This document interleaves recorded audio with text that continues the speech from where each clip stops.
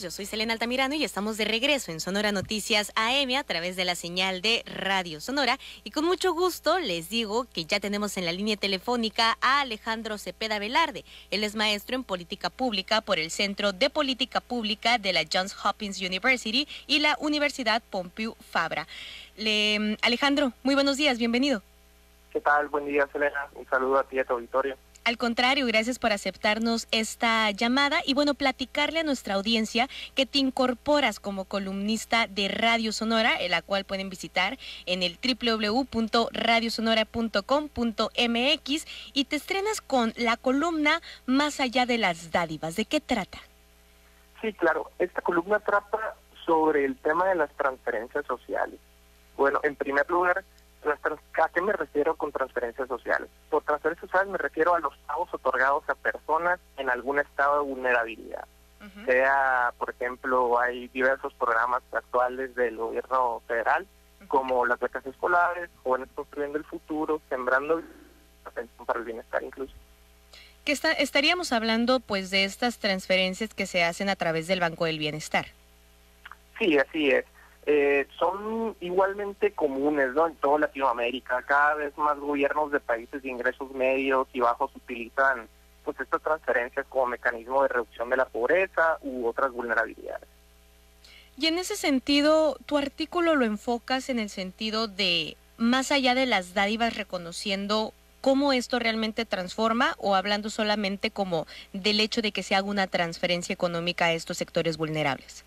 No, sí, es que creo que hay una narrativa ciertamente de algunas fuerzas políticas que estas transferencias sociales no tienen más impacto allá del gasto que se ejerce, por ejemplo, mensualmente, cuando creo que esto es completamente falso, ¿no? Estas transferencias tienen un objetivo central, que es transmisión intergeneracional de la pobreza, que es la existencia de lo que se le conoce pues como PIB, y se refiere a las dificultades que tiene una generación que ha vivido sus primeros años en un hogar en situación de pobreza para generar un cambio ascendente, ¿no?, en el estatus socioeconómico con relación a la generación anterior. Esto significa que existe una trampa de la pobreza como tal, y que esto es consecuencia de los bajos niveles de ahorros que se presentan, ¿no?, en una familia, en un hogar, ¿no?, en una casa, y por lo tanto pues su inversión es escasa, insuficiente para un gasto en aumento del capital humano. Entonces estos programas realmente sí tienen un objetivo claro, ¿no?, que es romper esta transmisión intergeneracional de la pobreza. No el hecho de simplemente ser dádivas o gastos o regalos para gastos superfluos, como algunos actores políticos lo han manejado a través de todo este tiempo. Claro, y me llama la atención cuando usas este término de trampa de la pobreza. ¿Cuál pudiéramos decir o cómo pudiéramos enfocar mejor este concepto? Sí, hay un debate realmente hay un debate económico sobre la existencia de la trampa de la pobreza, ¿no? Yo me inclino a que sí existe. Trampa de la pobreza significa que dentro de un hogar hay un ingreso tan bajo que no se puede hacer una inversión preespecificada en los elementos que definen si se va a transmitir intergeneracionalmente la pobreza o no. Por ejemplo, es educación, es salud, ¿sí?, entre otros elementos.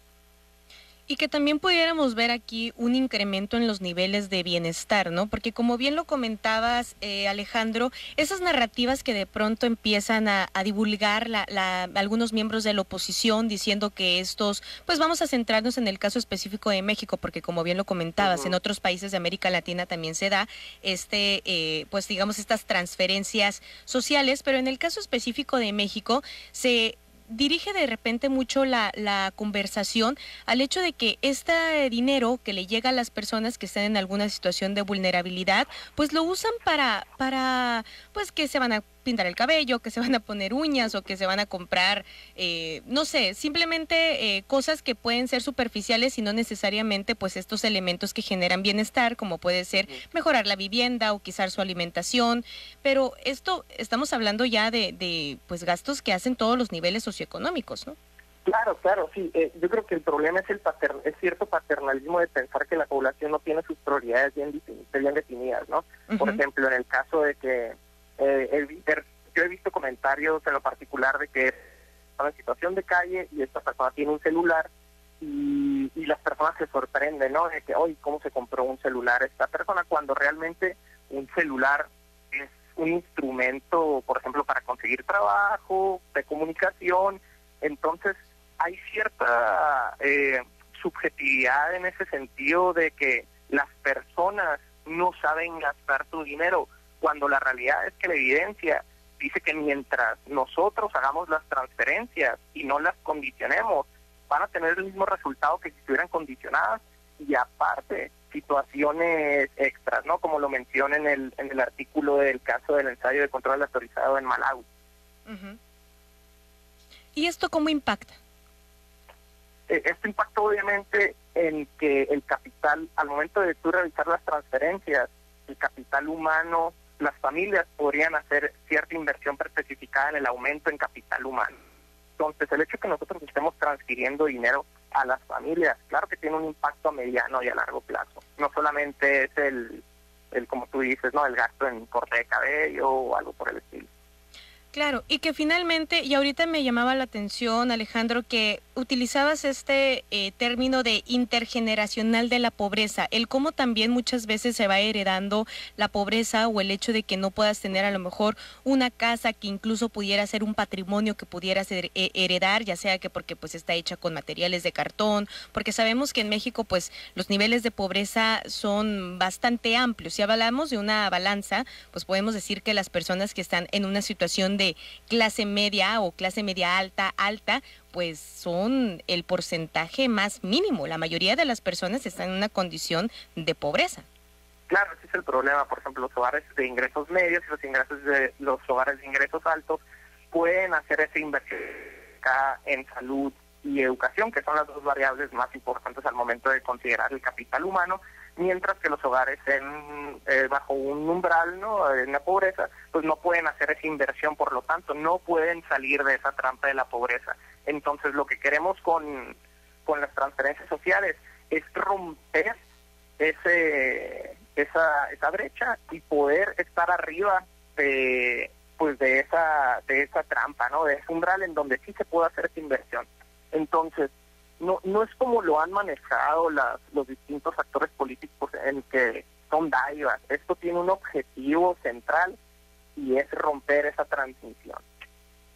Claro, y sobre todo pues estas narrativas también, romper con estas narrativas paternalistas de decir qué es lo que está bien en lo que la gente debe de gastar o qué es lo que está mal en lo que la gente no debería de gastar, y realmente deberíamos de impulsar un poco más la educación financiera para que las personas pues gasten de forma consciente y no necesariamente solamente por un impulso del querer pertenecer a cierta, digamos, grupo, ¿no? Sí, claro, no, y siento que nomás no son cuestiones de algunas fuerzas políticas, sino también cuestiones en prensa, ¿no? Hemos visto las fotografías, por ejemplo, que suben algunos medios de internet o prensa no más tradicional, en donde salen, por ejemplo, los alumnos de jóvenes construyendo el futuro u otros programas, gastando en, no sé, un expendio, dulces, no sé, cualquier gasto. Entonces, esto creo que no es la realidad y no abona, ¿no?, a esa cultura del bienestar que todos queremos tener, pues, ¿no?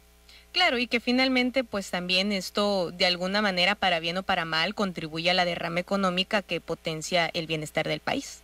Claro, definitivamente.